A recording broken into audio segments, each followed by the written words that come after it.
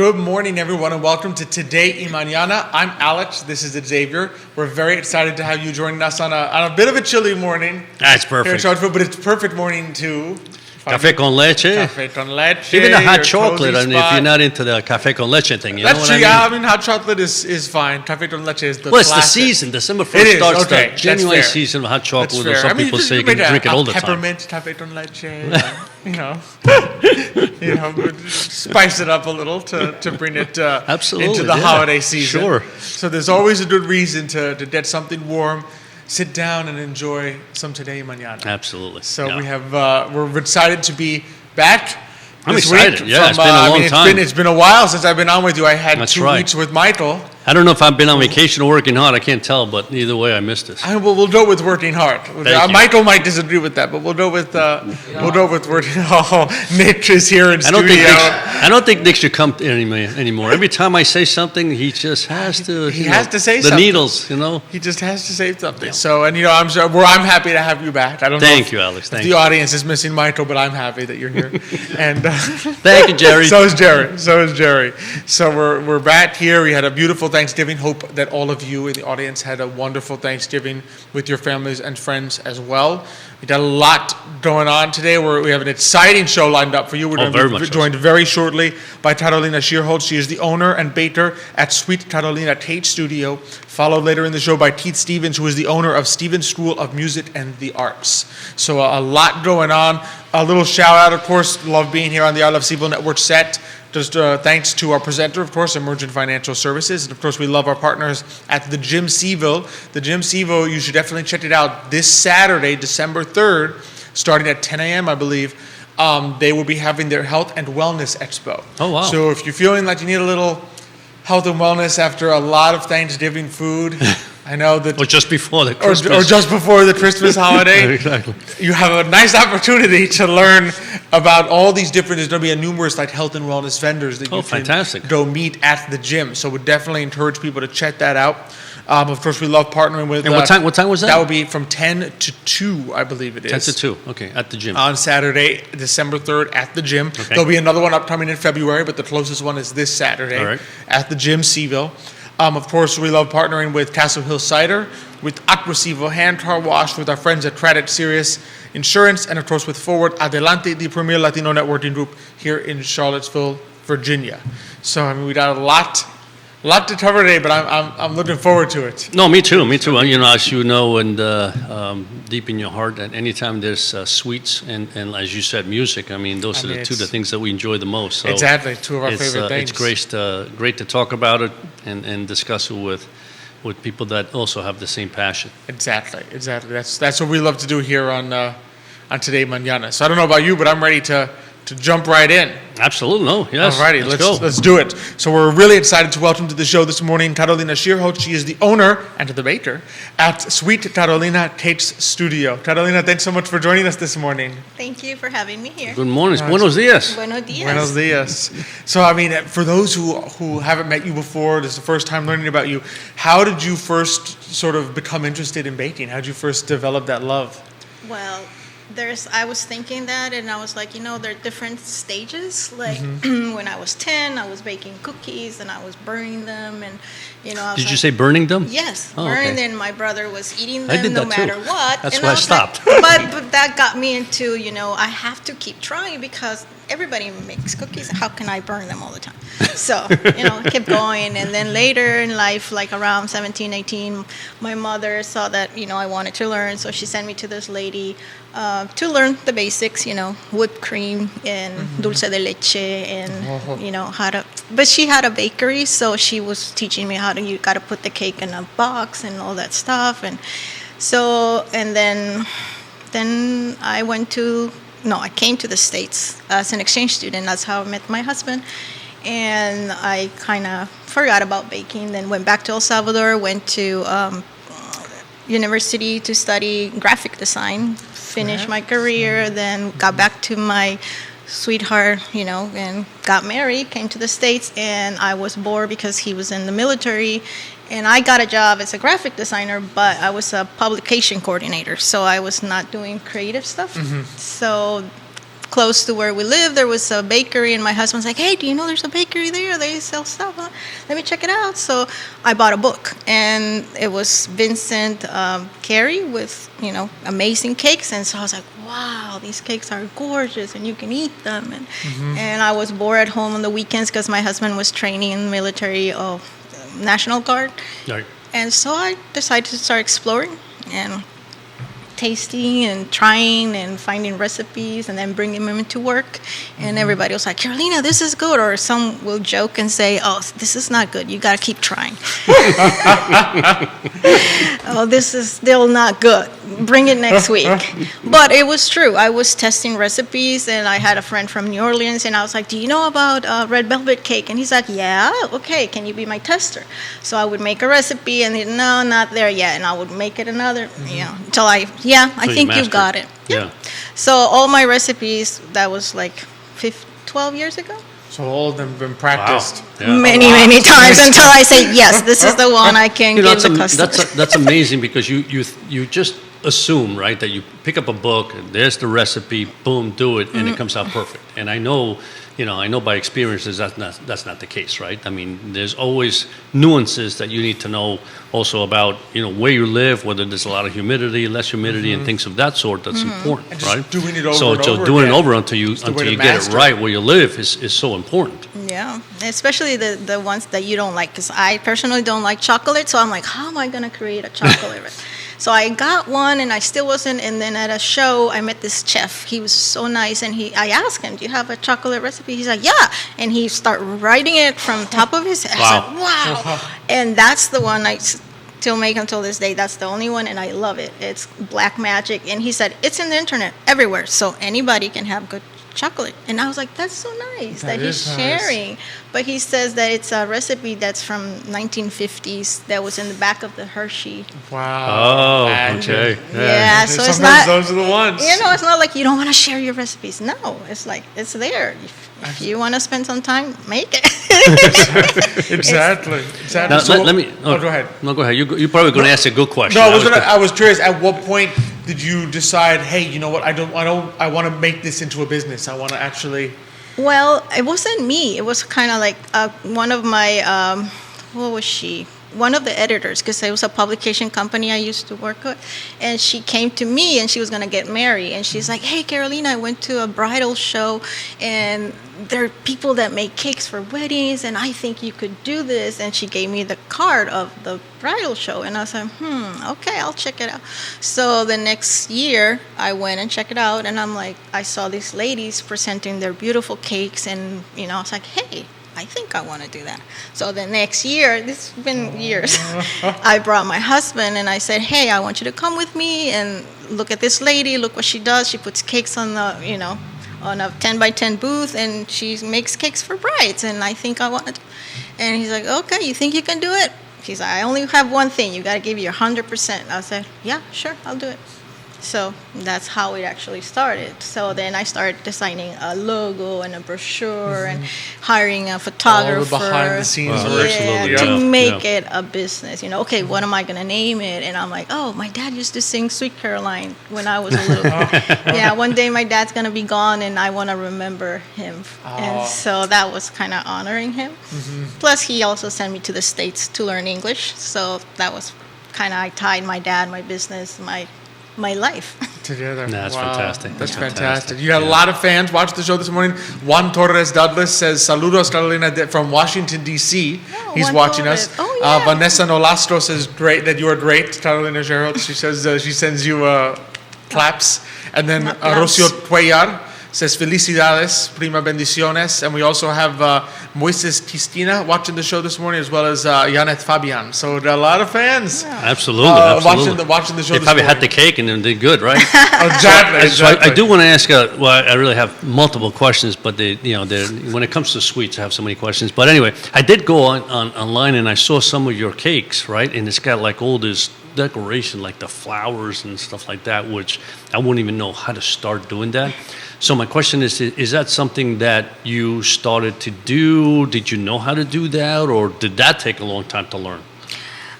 It did, but it didn't, because in art school I learned all that. So Okay, there okay. was like 3 semesters of just called techniques, technique 1, técnica 2, técnicas 3. And so you learn in a different media. So I learned how to do it in sculpting, or just paper. Like a lot of flowers, I go back to my teacher teaching us how to do 3D flowers in paper. Okay. And so now it just translates because it's edible paper. So it's yeah, but that's got to be, one thing is working with paper, one thing is, I assume that's frosting that you're creating the flowers and all that, right? Yeah, but it's amazing to see how it's just edible. It's like, I think the people that actually make those are like watching the artists out there and like, oh, I can make that media into an edible media. Gotcha. Because, for example, there's a lace that you put on a cake, and they came up with this material that it so thin that you put it into the silicone mold, and when you pull it out, it's edible. So wow, that's amazing. Yeah, it's incredible. Yes, they look so beautiful. The wedding cakes and the yeah, you feel like you really shouldn't cut into them. It's like a piece of art. Exactly. So you're like, you don't want to do that. But I want to taste it so bad. Yeah, I think that's what drew me, because that book, that's what it is. I was like, I can't believe that's a cake. Yeah. Because it had lace, it had beautiful roses, and I'm like, wow. So that got my attention. So I know wedding cakes is one of them. What are some of the other festivities or items that people can say, yeah, I would love to have a cake for this? What other things do you do? Well, when I first started, it was the logo says specialty occasion cakes, because, when you have a special occasion, you want something more than just the cake with turrón. We call it turrón, the buttercream or whatever. So when there's a special occasion, somebody wants something more than normal that you can buy at a bakery. So that's why I'm like, I'm not a baker, because I don't have cakes ready for you to walk in. Yeah. But if you come to me 6 months in advance, we'll design, we'll sketch, what do you want, or this can't be done, or this, we could do this, and we go from there. And then the day off, it's amazing, it's beautiful, and it tastes good. So. Now, do you ever have anybody that wants, instead of the turrón, which is the butter, I guess, what is it, buttercream? Buttercream. Right? Do you have anybody ever ask for merengue? Well, frosting? That's a funny thing, because I would say 3 years ago, I finally dipped into the Swiss merengue, which is a compromise in between a turrón that's from El Salvador, that is just egg whites, and has butter. And it tastes so yummy and good. So we please the Latino community with that Swiss merengue. And the other one I call it the American buttercream, the regular, which is Crisco butter and sugar. Okay. And they're both good. It's just but I know he is so partial to the merengue. I love merengue. Yeah. So when you put merengue on a cake, it's like, that's like going to heaven, dying, going to heaven, then going to heaven again. You can't beat that. Yeah, I think merengue, the problem is it doesn't stay in its whatever you want it to stay. It does whatever it wants. It has its own personality. Yeah. Yes, and so by adding the butter, the Swiss people found out that, hey, you can pipe flowers, you can do, And so the lady that actually taught me many years ago, she was always like, Carolina, you got to try it. And I'm like, I don't know, I don't want to mess up with that. But I finally said, you know what, let me try it. And I did try it, and I loved it. But you have to cook the egg whites and all. There's more into it, so that's why it's a little more work. Yeah. Yes. Yeah. But to please my Latino community, I have to offer it, because I think it's a good idea to please the community Latino. I think that's fabulous. You love pleasing the Latino community. It's almost as though you're Latino. Almost, yeah. More feds. Moises Cristina says saludos. Carla Lara gives you more claps. Thank you, John Blair, watching the show this morning. Wayne Cozart watching the show this morning. Thank you, gentlemen, for joining us this morning on Today Mañana. So, I'm curious. So, I guess people can do birthdays, quinceañeras. You said that very well. Say it again. Quinceañeras. Did I pull that off right? Okay, pulled it off perfectly. Yeah, quinceañeras are really big here. I didn't think so, because I just normally my customers are not Latino, even though I have Latino friends. But this year I made a lot of quinceañera cakes. So one of my husband's coworkers said, how come your wife doesn't have a page for quinceañera in the website? And I'm like, Oh, yeah, that's interesting. So in December, when it's downtime, I will make a page just for quinceañeras. Just for that, yeah, because I would imagine that's. That's great, dude. usually- I mean, it's even better, right? Because quinceañera, and then you got the sweet 16, so you can cover everything. You got 15, 16, create something for 17. Yep. We'll find something. Yeah. Juan Torres Douglas says your cakes are amazing. No. So Thank I you. just we Thank got audience evidence as well of that. Out of curiosity, what has been some of the challenges on the entrepreneur side, be having your own business that you have to do other things for? Any advice that you might have for like people that say, hey, I would love to be a small business person myself? I think time management. I'm always listening to podcasts about time management because when you have a family, it's so hard because you want to pour your heart into the business and then you can neglect your family and forget that there's a husband there and there's a daughter and how to juggle everything. It's hard because when you go to a job 9 to 5, when you're home, supposedly, right? Some don't bring laptop home, but I didn't. So when I transitioned, it's hard because you're trying to squeeze the bacon in between your life, but it's a mess. So you have to understand how do you say no to things so I can have time to take my daughter to an event and not take too many orders and that kind of stuff. No, it's a challenge I think that a lot of entrepreneurs have is to you want to say yes to everything. Yes, it's like, correct. I can't turn down a job. It's like, well, Especially no, when it's beautiful cake. I'm like, I want to make it. Well, the other thing I suspect is that my suspicion is that the majority of events happen on weekends, right? So there you are. Correct. You can't make a cake on Monday and deliver it on Saturday, right? So, or Sunday, you have to kind of make it a day before or on the same day. And so that makes it a little more difficult, I suspect. Yeah, and especially what you said. It's like when we first started, I told my husband, are you willing to give up weekends? Because I knew weddings happen on Saturdays. And he said, well, that's fine because, in his other job, before the military, he worked on weekends. And that's why I was left alone because he was bartending. And I was alone home. It's like, what do I do? So I pour myself into learning how to make cakes. So, he said, well, you can rest on Monday, which is a big lie because on Monday I'm ordering ingredients. True. It's true. It's how it is. It's the entrepreneur. There's all the things that go on. Like we see the finished result, right? We see the beautiful cakes, and we're like, oh, that's the work. But then there's also all the work that goes on behind the scenes to make the beautiful cake even get there. That's the right, ingredients exactly. get there, the tools you need to get there. Putting the orders in, collecting them is a lot that goes now into it. I tease my husband when I'm not working, and I tell him, guess what? My boss gave me the afternoon off. Or guess what? They let me, the military gave passes. So I said, guess what? I got a 3-day pass. I tried not to take any orders this weekend so I can have some time with you guys. So That's wonderful. That's important. important. That's important. that's important. Yeah.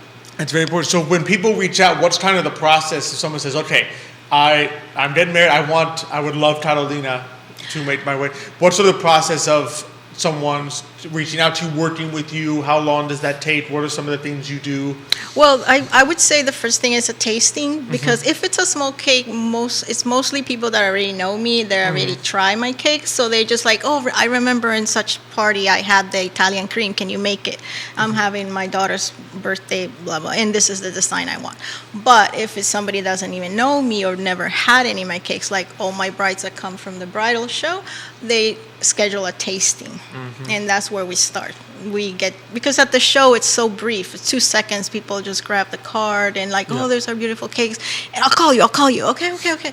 So I tried to make it easy in the website they just reach via phone, via email, or just a click, and they can contact me to have a tasting.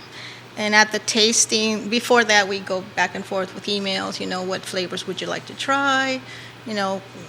When is the wedding? Very important because I might be Next already week. booked. Yeah, exactly.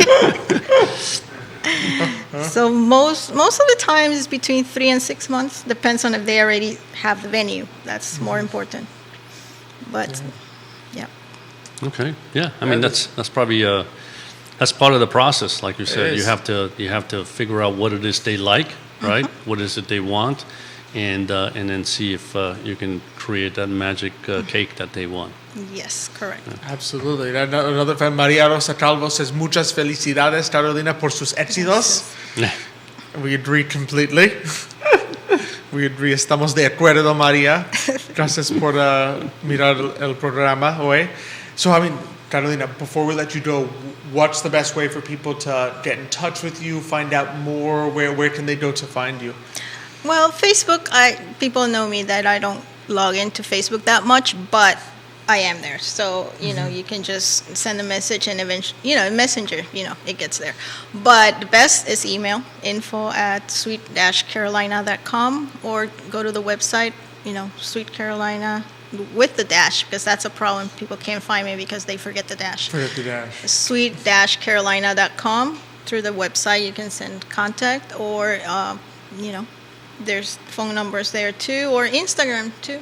Wow. Oh, okay. I think I'm more active in Instagram now. So Yeah, a lot of I people. know a lot of wedding. wedding people anything related to wedding or beautiful pictures. Pictures, Pictures. right? I mean, you want the pictures. yeah, I with think the it's cakes. the pictures. Yeah, And and then- it's an instant, communication. Exactly. For some reason, you're always in Instagram. So Absolutely. that's where they can find it. Super easy. Sweet Carolina on Instagram, Facebook, Sweet. And Instagram is Sweet Carolina Cake Studio.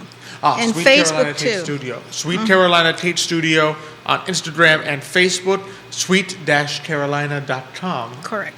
on the internet, and you can see when you go to the website, you will see all the gorgeous pictures. It's fantastic. Yeah, they're amazing. They really are. Thank yeah, you. Absolutely.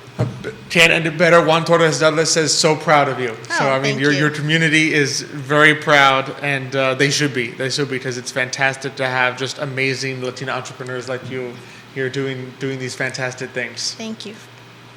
So, Carolina, thanks so much for joining us. Thank you very much. It's Yeah, been this Thank has you been for a lot of fun. inviting me. pleasure. No, it's been so much fun. Thanks Thank for you so coming on. much. Nice talking to you guys. Same here. So, I mean, can You know, beat it? it's I try to remember back when I was married, right, and what you guys go through, and what we went through, and how things have changed, because now there's, you have all these people that make these wonderful cakes, and you go taste them, and you see what you want, and I mean, honestly, don't remember. I mean. Maybe Jan may remember better, my wife, but I think we just went one place because that's where everybody went, got their cake, boom, done, right? So for me, it was better it's because different. I don't have to taste things. it's a different world. But it's a different world, yeah, and it's good though, because it does allow you to be creative in what you're doing for your particular wedding, Exactly. and you can then also highlight your flavors, your taste, what you And like. think about it, everyone's going to be great at a certain thing. Like a lot of wedding cake may not. A lot of people who make wedding cakes may not know the merengue. So I mean, if True. you were looking for that, you'd be like, well, I would love to have that, but my only three options, only do buttercream. Exactly. Right, because they never learned that, because they're not from El Salvador, where the Latino That's right. world, the merengue is just such a Important part, yeah, it's such a of sweets, significant yeah, part of exactly. sweets, right? So if you're not from that, or you're not from Europe, you may not know how to make that one. Exactly. So, in your day, it may have been like, well, I would love to have this, but my only option doesn't make it. Yeah, right? the Cuban places So- I know, it's just they didn't make big wedding cakes. It's just Yeah. little meringues. Yeah, exactly. I mean, if you wanted 100 little wedding cakes that were nothing but a sweet meringue, that would work. The Tower of Meringue. Exactly. Somehow I don't think Mama would have gone for that. I don't think so either. I don't think Mr. Urpí would have gone for that one.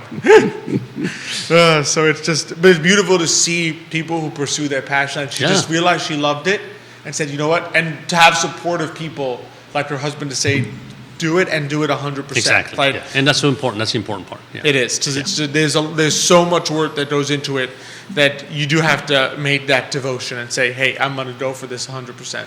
Exactly.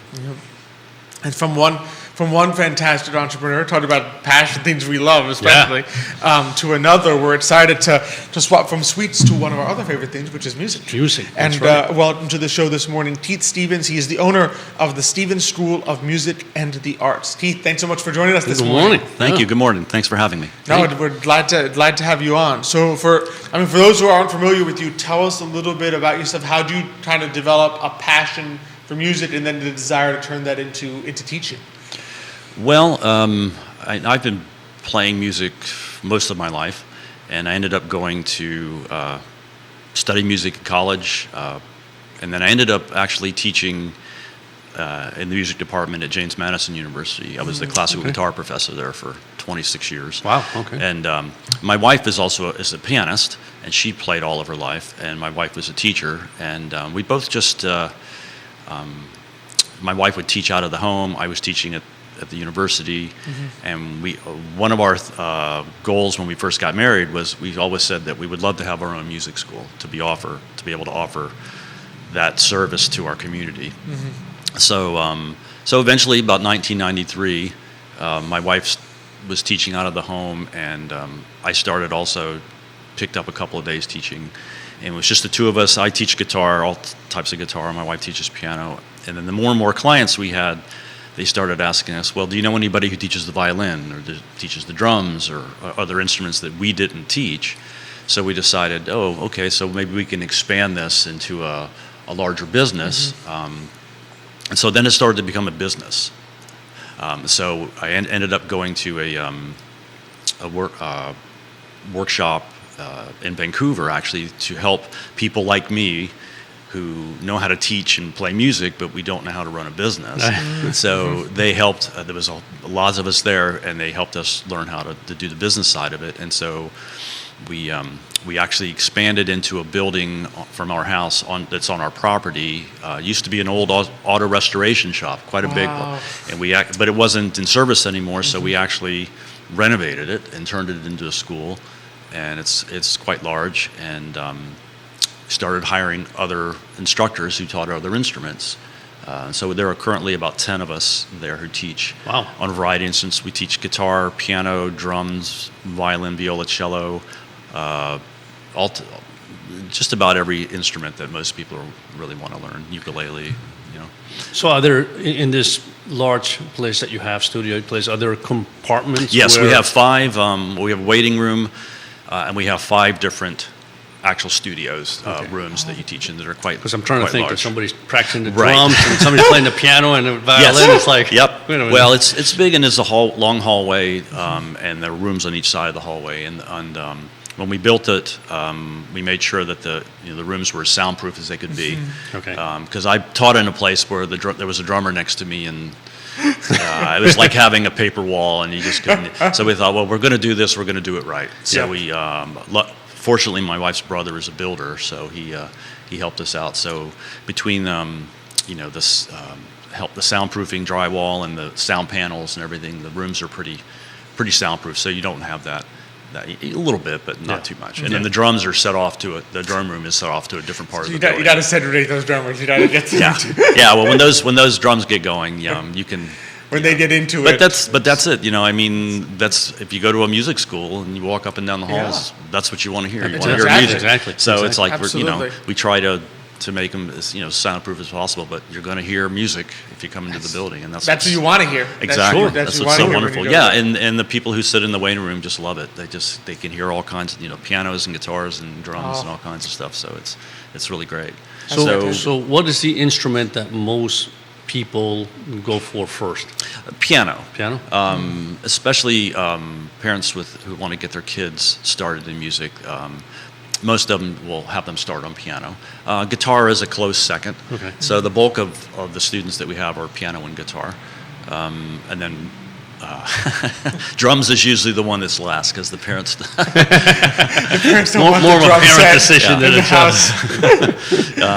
But we have a couple of days worth of drum students. We have quite a lot of drum students. So, but piano is usually because especially if you're starting, and we usually recommend, especially with younger kids, piano is a good instrument to start on because it gives you a good musical foundation, and as well as you don't have to worry about holding the instrument. I was just things gonna like say, that. it's probably just have to. So even a 5-year-old can sit up to the piano and play without having. Yeah, sometimes like with the guitars or things, or violin, it's a lot of it's just holding the instrument. So if a 5 or 6-year-old wants to play guitar, then we might say, well, let's start on ukulele. Because it's a smaller instrument, it's easier to deal with, and then you can move on later. So interesting. That's a big part of. Yeah. A lot of it depends on the age of the student. Yeah. And I feel like as I play the piano, and I remember when I I haven't learned the guitar yet, but I have one from my cousin that I would dabble with trying to learn it. And the big difference is you also, I think you get a little more confidence with the piano, because with the piano you can make a tune with one hand working. Right. With a stringed instrument, if both hands aren't kind of working together, there's Right, only that's so much you can do. That's a good point. If you're on the piano, then you're gonna start to make music that sounds more like music at an earlier point than like if you're playing the guitar or the violin, where it's going to take much longer to get to that point.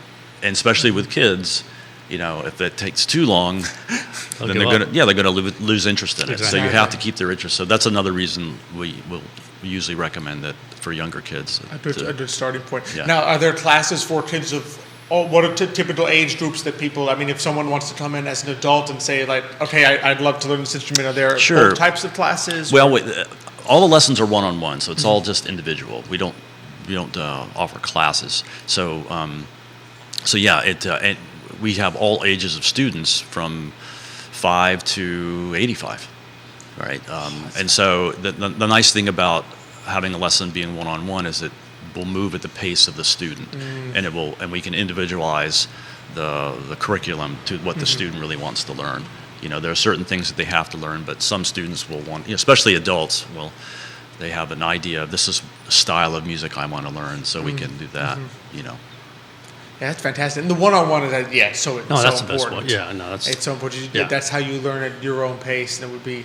I remember. And you can give more individualized attention too. I mean, I've taught many classes, and with a class you always have to teach really kind of towards the middle of it. So exactly. You have somebody who's advanced or somebody who's lagging behind. You can't sit down with them on an individual basis. So the one-on-one works a lot better. Yeah, just even as I remember music class in school versus music with my piano teacher. In school, if I'm sitting there, I would love to learn, Claire de Lune, and I'm practicing that with my piano teacher, and they're still at like Kumbaya. Kumbaya's great, but I'm not really going in that direction. I'm trying to go for something that's a little more enjoyable to me.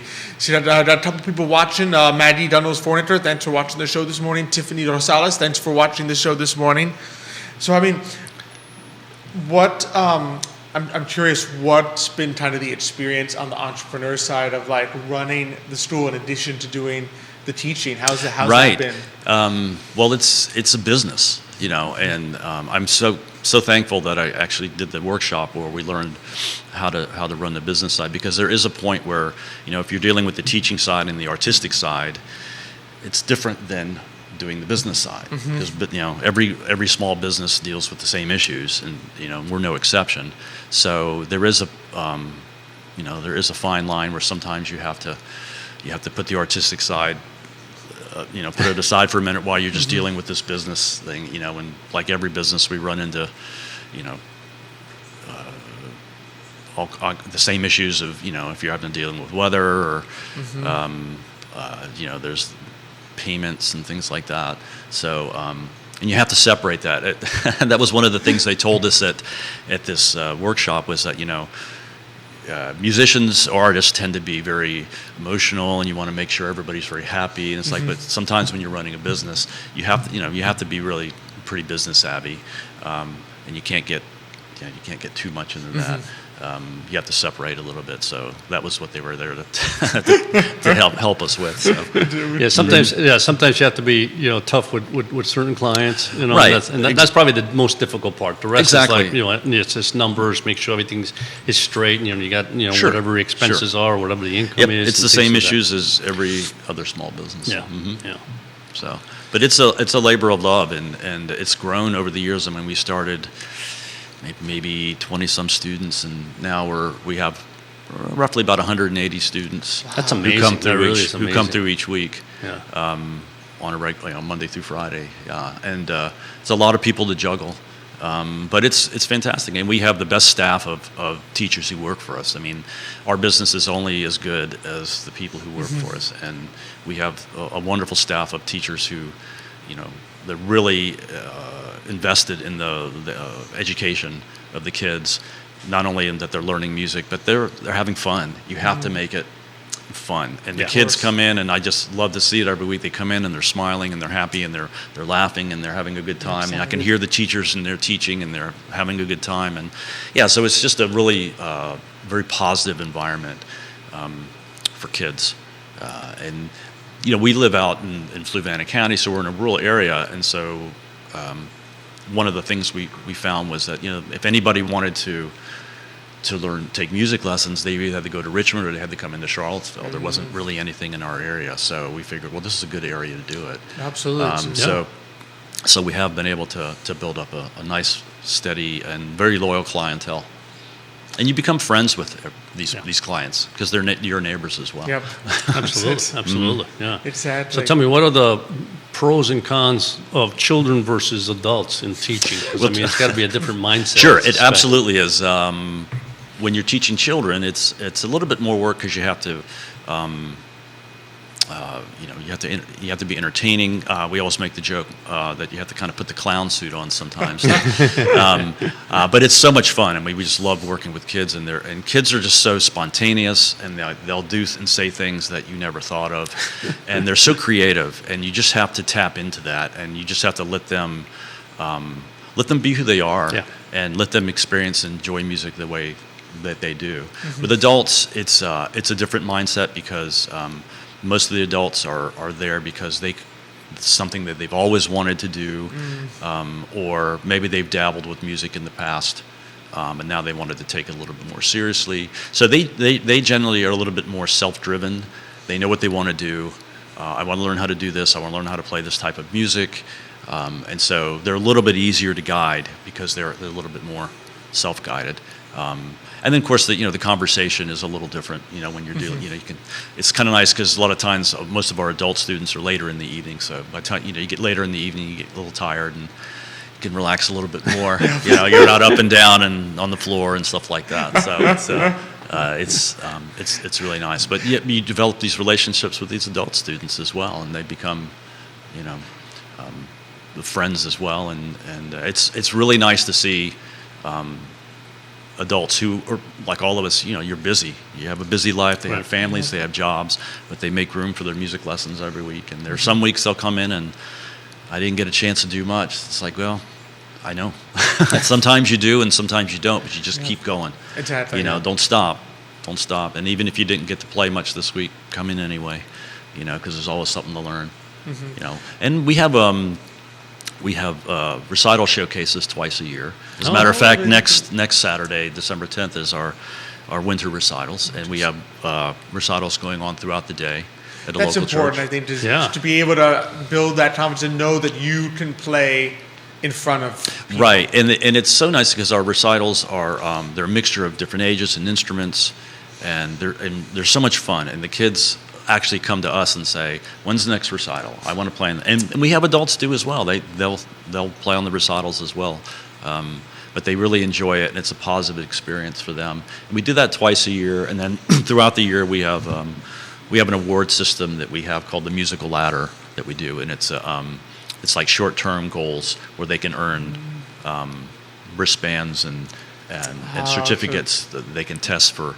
So it's like shorter-term goals in between when we do the recitals. Oh, that's fantastic. I'm curious for parents out there who are considering getting their children to play a musical instrument. What are some of the important reasons? What are some of the benefits of having your child learn to play a musical instrument? Well, the benefits of being involved in music is self-expression, confidence, just developing that confidence to work at something. You have to work on something week after week, and then a goal, short-term goals. The confidence performing, music expression. I mean, kids are expressive. Kids are so expressive, and it's just an outlet for them to do that.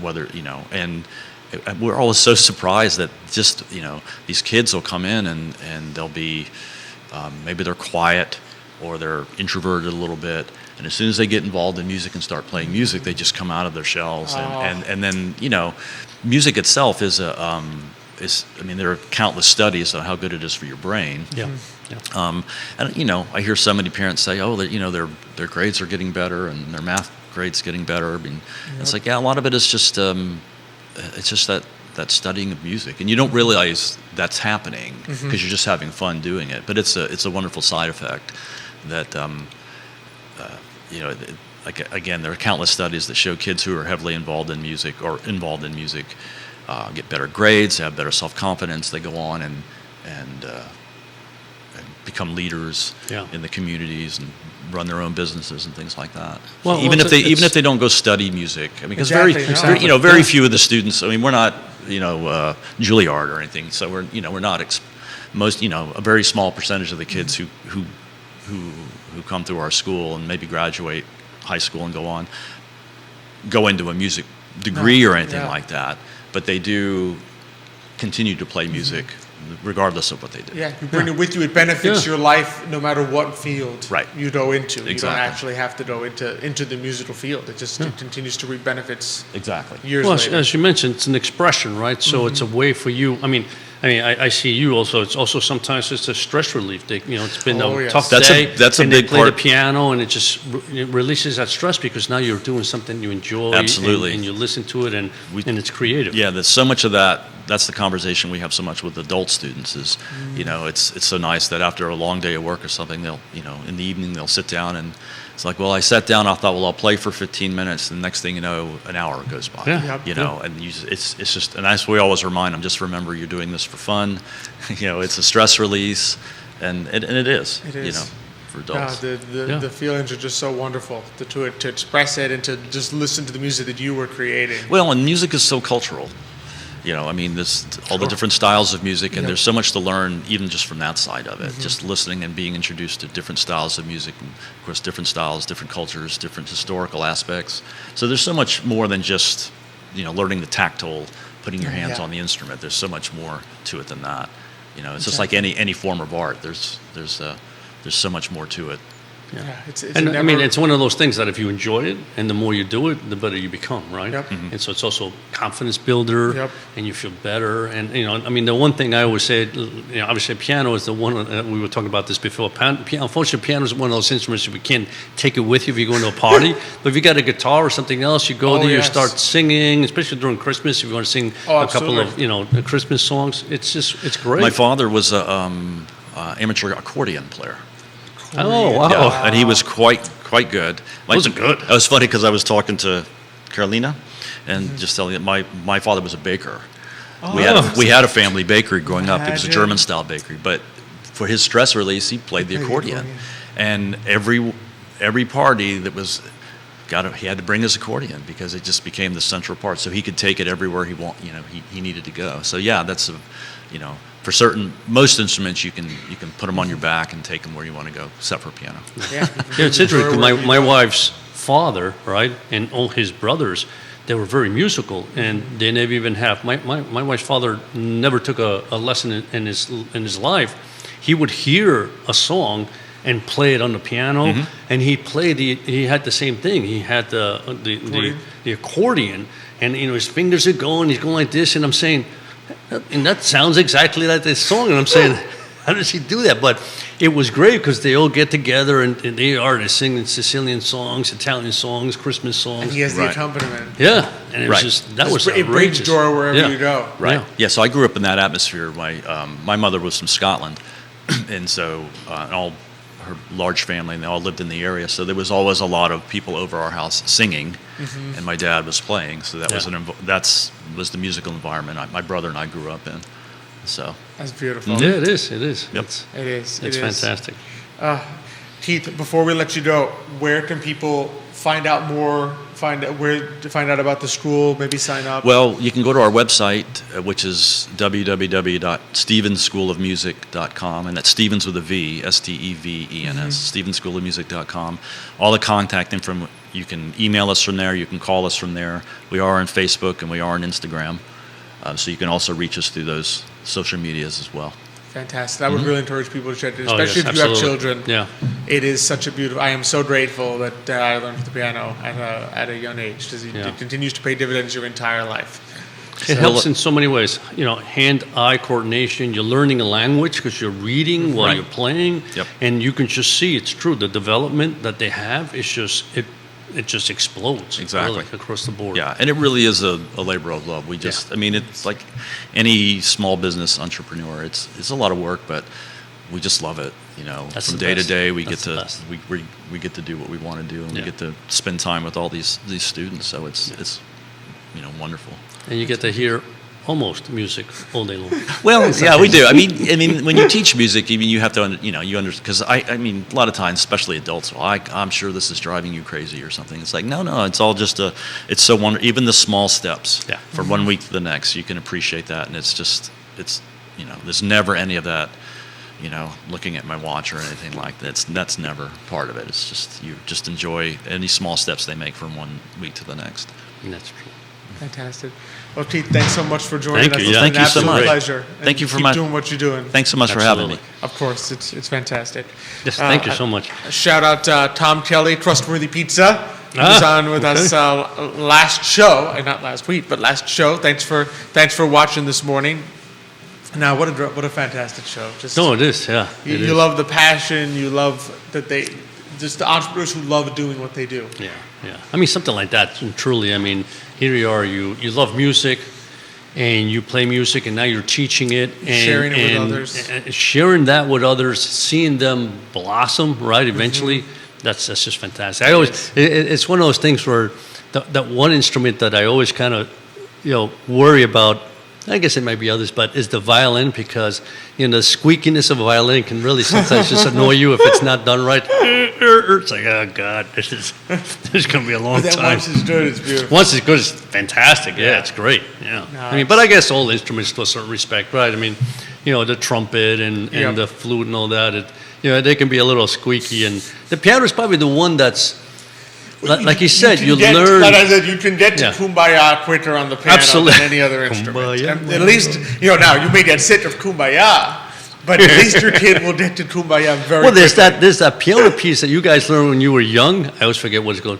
Ding, ding, ding, ding, ding, ding, Oh, ding, the ding. hearts, yeah. I love that. I mean, I was every time you guys played that, I said, "This is great. This is I love great. that." Oh, they're They actually geniuses got it already. now. They actually got it. Maybe by the 100th time.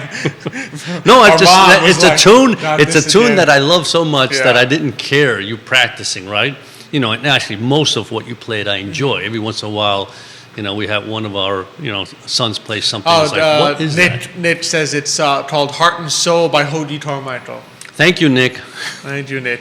He would know that, and he would know that, and also message me in the middle of the show to let us know.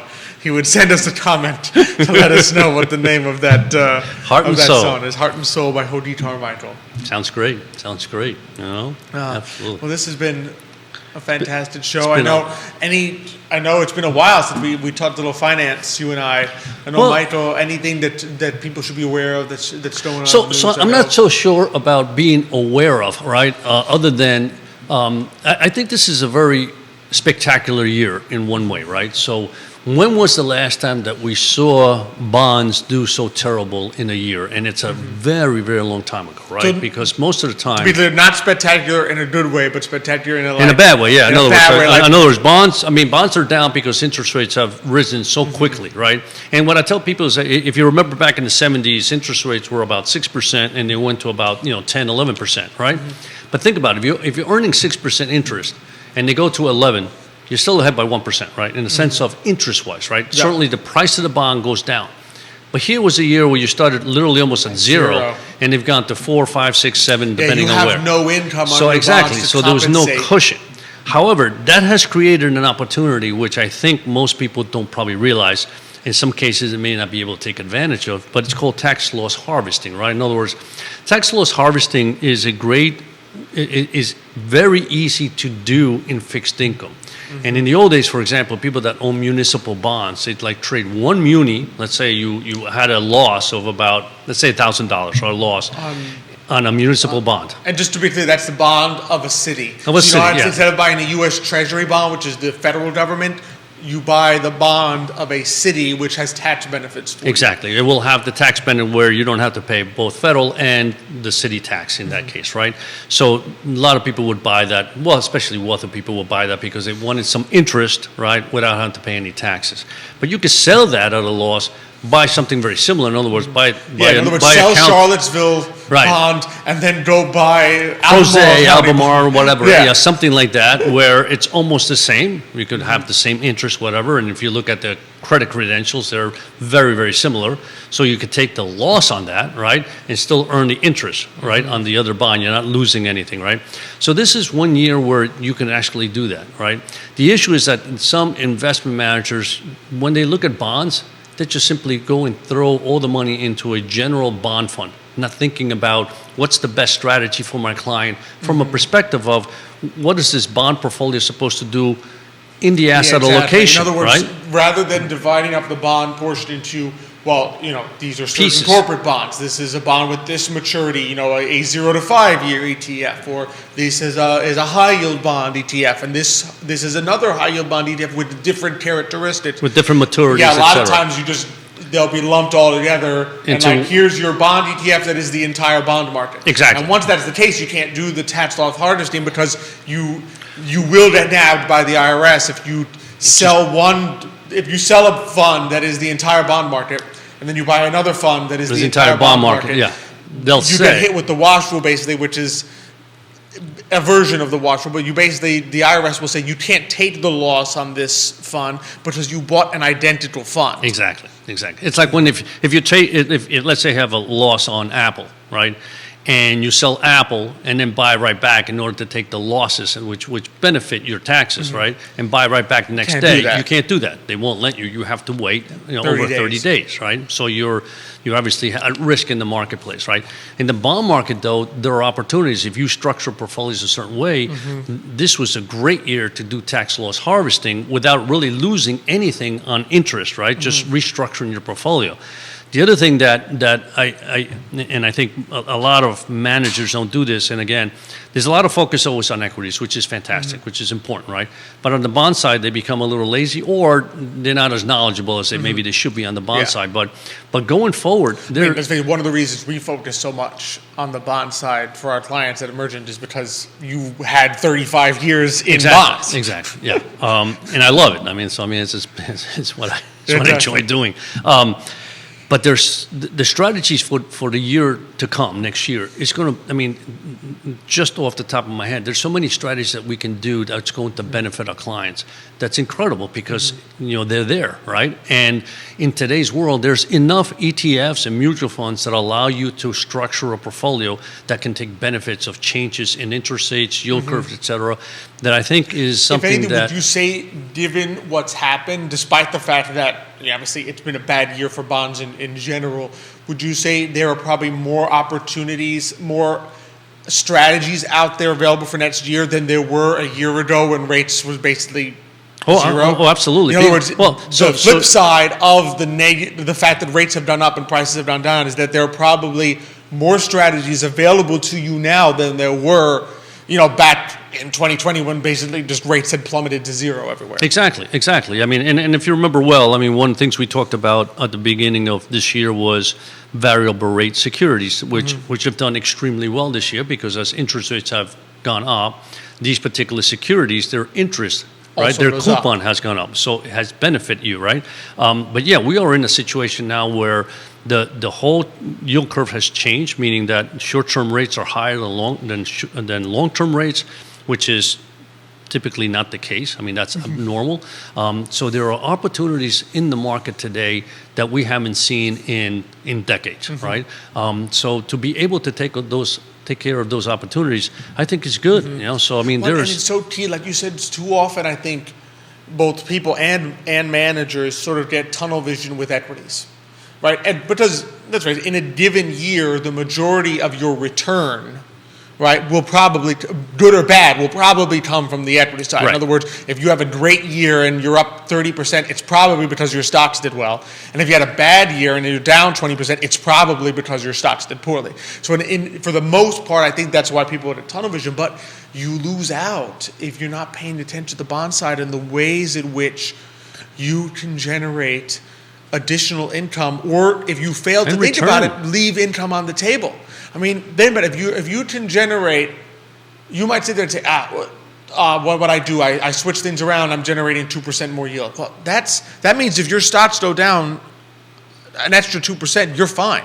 Yeah. Because just by switching things around with slight changes in risk, that's the interesting thing about the bond side. Sometimes it's not necessarily you're taking a huge amount of risk to get extra return. It's just a matter of being smart about where you're putting your money in the bond side. And if you could get another 2-3% in and not income only it's income, right? But it's also total return. In other words, I mean, just like stocks, prices in bonds move up and down. So you can literally create structured portfolios where the prices will go in your favor, right? So you get the 3%, 4% interest, right? In addition to now a positive return, right? So you take that short term, long term. Sometimes it's, in a year you have to unwind that particular trade. My point is that there's just so many opportunities, I think, looking forward, in particular in the bond market, that it's worthwhile saying you got to focus on that area more than ever because they're there and don't let them go to waste, right? Granted, on the stock side, again, same thing. There's going to be tremendous opportunities just looking back what's happened. So, I always look at this was a down year. Every so often we have down years. It's going to happen. Exactly, but they also create enormous opportunities. And so you have to sit there instead of moan and groan that, gee, my portfolio was down 6% or 10% or whatever was down, right? Say, no, here's an opportunity where now I can reshuffle, restructure the portfolio and really take advantage of what the market is giving me so that next year I can benefit from that. Exactly. So. It's something we said a lot when people's portfolios were up tremendously in 2020, right? We said you need to be looking at your portfolio and deciding, is this the right level of risk for me? Right. Right? In other words, if you're sitting there with some massive gains because you bought 2 stocks that took off, you need to look at it and say, is this the right level of risk? Regardless of how I feel about those 2 stocks, is this the right level of risk for me? And the same thing applies now. Sure. In other words, don't worry about the fact that, the market had a bad year. You might be down 20% in your portfolio. The same goal applies, which is look at your portfolio. Is this the right level of risk for me? Exactly. Right? Because the direction of the market you can't control. It's beyond our ability to control the direction, whether the market goes up or down. Right? What we can control is the extent to which we are exposed to that upside of that down. What's the right level of risk for me?